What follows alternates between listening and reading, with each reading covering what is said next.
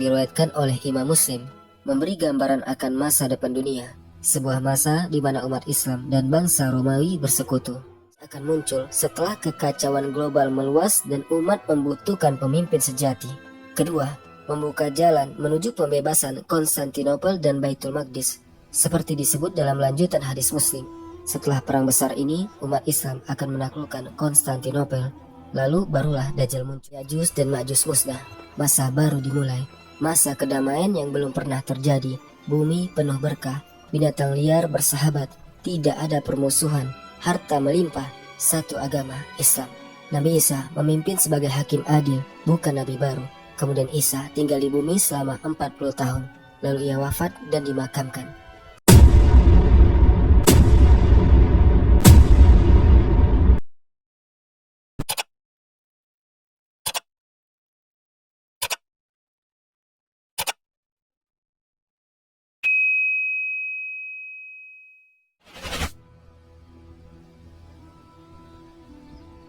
Assalamualaikum warahmatullahi wabarakatuh.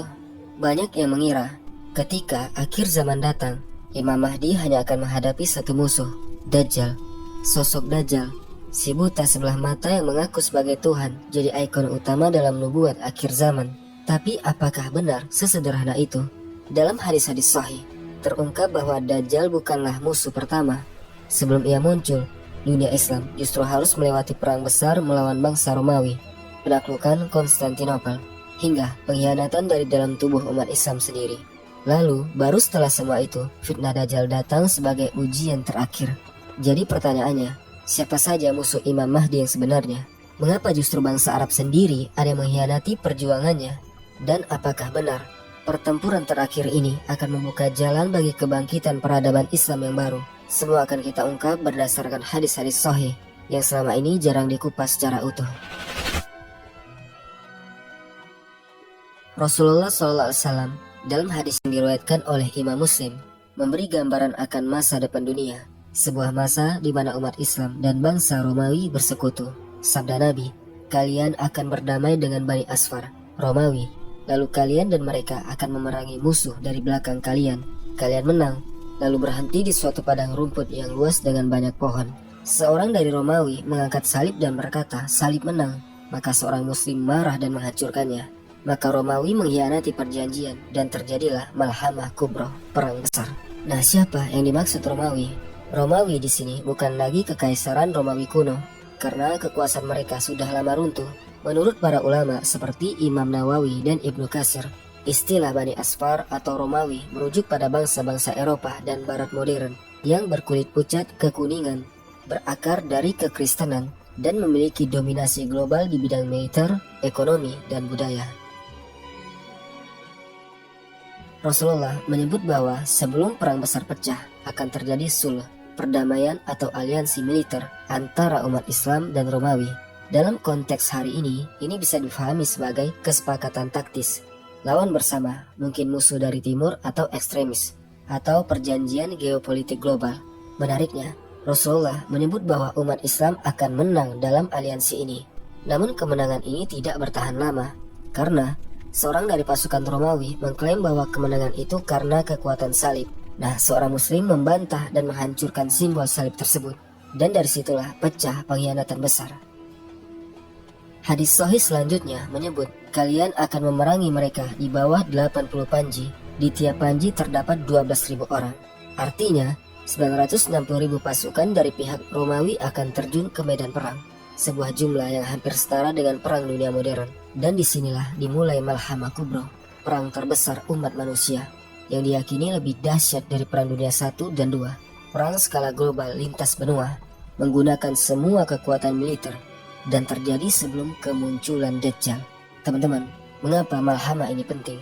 Karena pertama, menjadi panggung awal kebangkitan Imam Mahdi.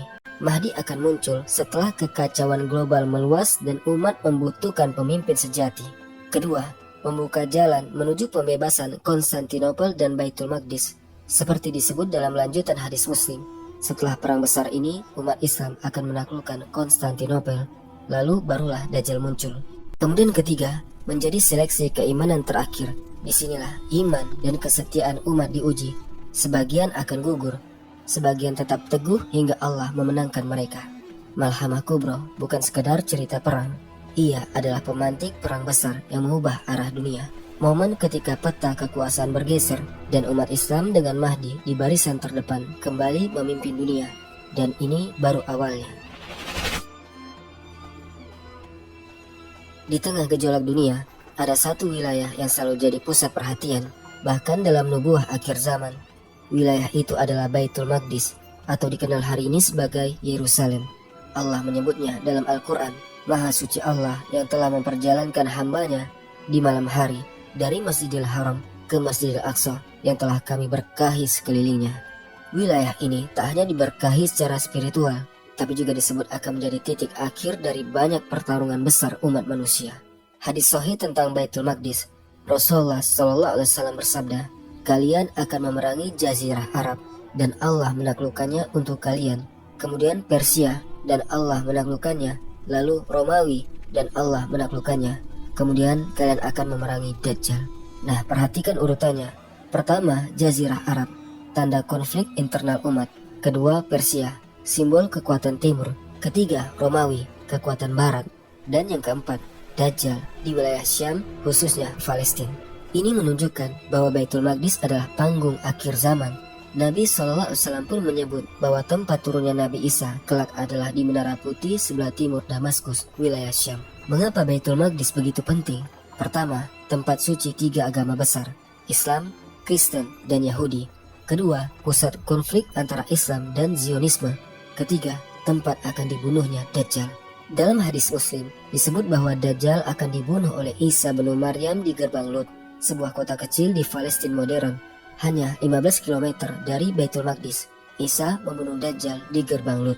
Artinya, seluruh konflik akhir zaman akan berkumpul di sekitar Syam dan Palestina, dan ini sudah mulai terlihat hari ini.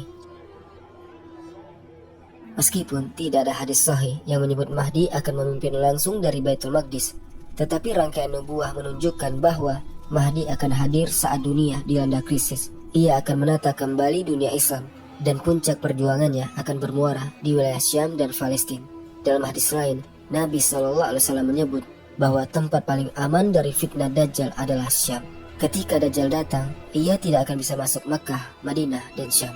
Teman-teman, Baitul Maqdis bukan sekedar kota, ia adalah poros nubuah akhir zaman, tanah suci yang diserang tapi juga akan dibebaskan, tempat ditumpahkannya darah para nabi, dan kelak akan menjadi saksi kembalinya keadilan dunia di bawah Imam Mahdi dan Nabi Isa.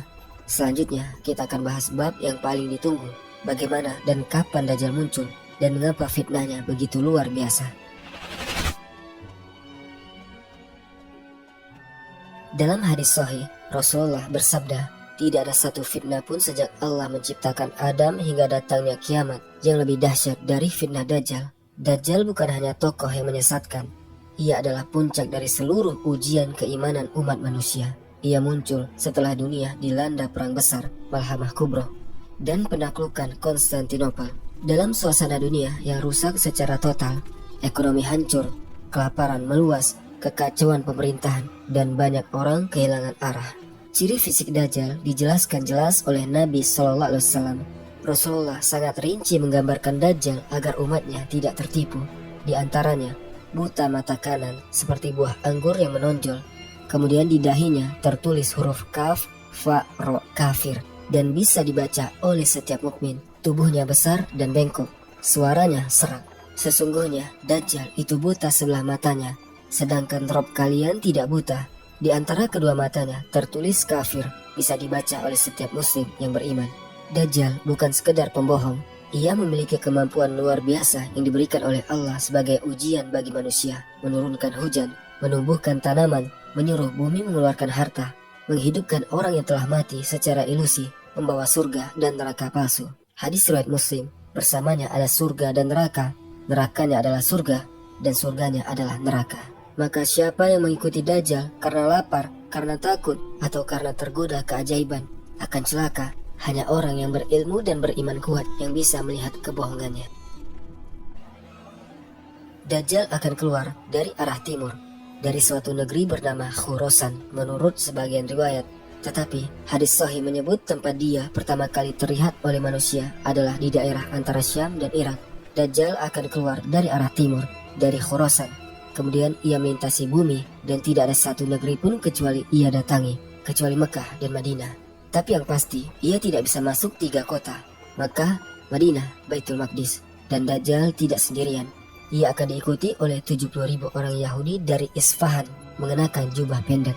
Kemudian kaum munafik, kemudian orang-orang yang imannya lemah, dan mereka yang silau oleh kemewahan dunia. Bahkan ada kaum wanita yang diikat oleh keluarganya agar tidak ikut Dajjal, saking kuatnya godaan yang ia bawa.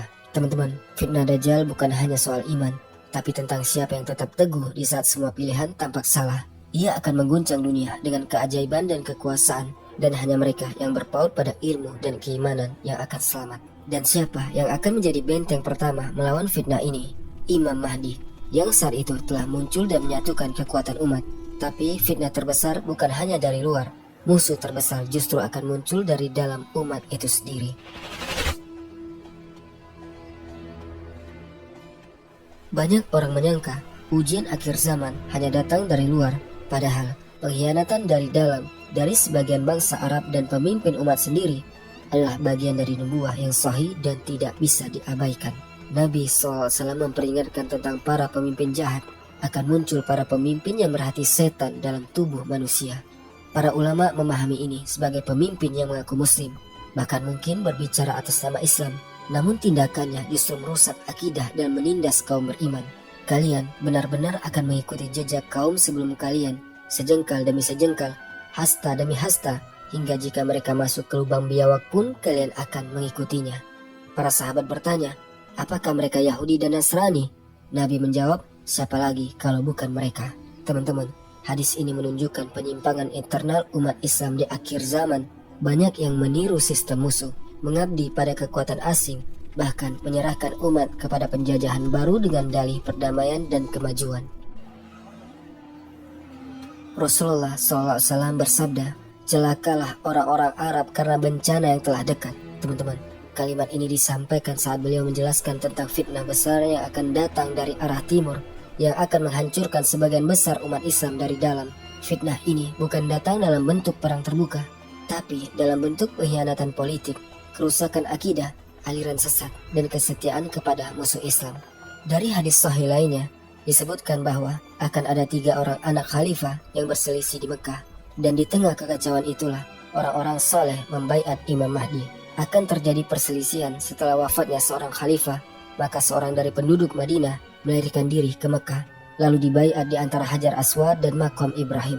Ini menunjukkan bahwa bahkan di tanah suci pun akan terjadi perebutan kekuasaan, hingga Imam Mahdi muncul sebagai pemimpin yang tidak menginginkan kekuasaan, tapi dipaksa untuk memimpin oleh umat yang sadar. Mengapa ini penting? Karena ini adalah ujian kesetiaan dari jati diri umat.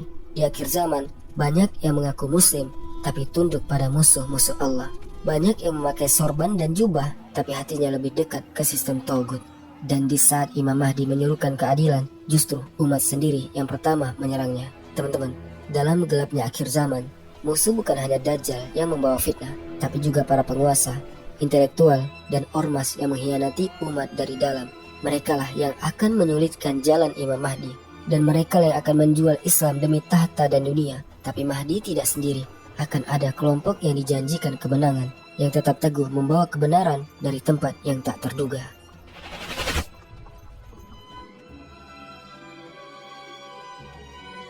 Banyak yang menyangka penolong Imam Mahdi pasti datang dari wilayah tertentu, Khorasan, Afghanistan, atau dari pengikut Panji Hitam. Namun jika kita hanya berpegang pada hadis-hadis sahih, gambaran itu tidak ditemukan. Panji Hitam dari Khorasan memang disebut dalam beberapa riwayat, tapi status hadisnya dhaif, lemah. Maka mari kita kembali ke sumber yang paling sahih. Imam Mahdi akan muncul di Mekah dan dibaiat secara paksa oleh kaum mukminin. Nabi bersabda, seorang laki-laki dari keturunanku akan dibaiat antara Hajar Aswad dan Makam Ibrahim, padahal ia tidak menginginkan itu. Nah, siapa yang membaiat beliau? Mereka disebut dalam riwayat sebagai asbab Mahdi, orang-orang pilihan yang bertakwa, cerdas, tidak cinta dunia, dan terseleksi oleh kondisi zaman.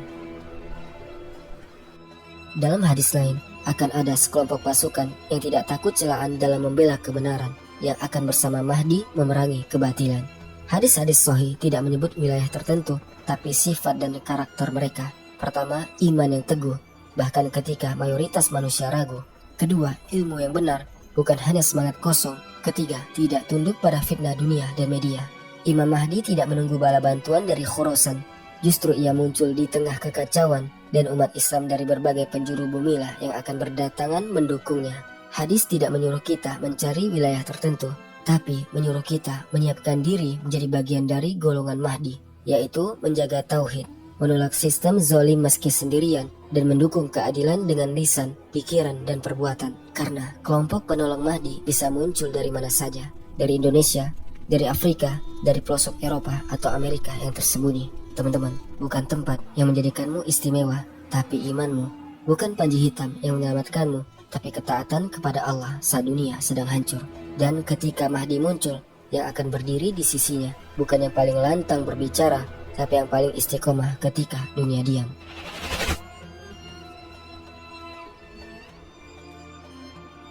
Setelah perang besar, setelah fitnah besar mengguncang dunia, dan Dajjal menguasai bumi dengan tipu dayanya, Allah turunkan sosok yang paling ditunggu oleh 3 agama besar dunia, Nabi Isa alaihissalam. Ia akan turun di Menara Putih Damaskus.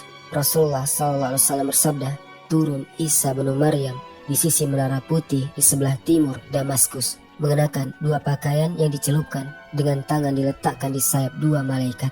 Teman-teman, ini bukan alegori, ini benar-benar akan terjadi. Nabi Isa akan turun secara fisik, bukan lahir kembali, bukan reinkarnasi. Ia tidak membawa syariat baru, tapi akan mengikuti ajaran Nabi Muhammad SAW. Saat Isa turun, Mahdi sedang memimpin pasukan kaum muslimin untuk melawan Dajjal. Ketika mereka bersiap untuk sholat subuh, Mahdi ingin mempersilahkan Isa untuk menjadi imam. Namun Nabi Isa menolak. Imam kalian adalah dari kalian sendiri. Ini menunjukkan Isa datang bukan untuk menjadi nabi baru, tapi untuk membenarkan risalah Muhammad SAW dan membantu menuntaskan perjuangan umat Islam. Dajjal saat itu berada di Palestina, di sebuah tempat bernama Babulut, dekat bandara Ben Gurion saat ini. Isa bin Maryam akan membunuh Dajjal di pintu gerbang Lut. Ini adalah akhir dari fitnah Dajjal yang selama ini menyesatkan manusia dengan mukjizat palsu, teknologi canggih, dan propaganda keilahian. Dengan satu tebasan, Isa mengakhiri semua itu. Setelah Dajjal mati dan Isa menjadi pemimpin, maka dunia akan mengalami masa keadilan dan keberkahan yang belum pernah ada sebelumnya. Akan turun berkah dari langit dan bumi, binatang-binatang hidup berdampingan, dan kebencian dihilangkan. Isa akan menghapus jizyah karena tak ada lagi agama selain Islam, kemudian menghancurkan salib, membunuh babi, dan memimpin dengan hukum Islam. Tidak semua orang dapat ikut barisan ini, hanya yang kuat iman, lurus tauhid, dan tak goyah oleh fitnah dunia. Umat Islam tidak cukup hanya menonton sejarah. Kita harus siap menjadi bagian dari generasi yang berdiri di sisi kebenaran, meski seluruh dunia mentertawakan kita.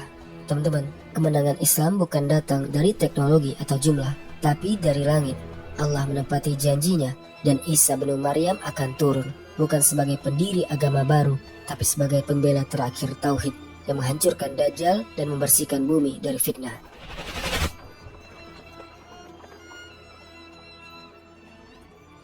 Setelah Dajjal dibunuh oleh Nabi Isa, dunia sejenak lega, tapi fitnah terbesar belum benar-benar selesai.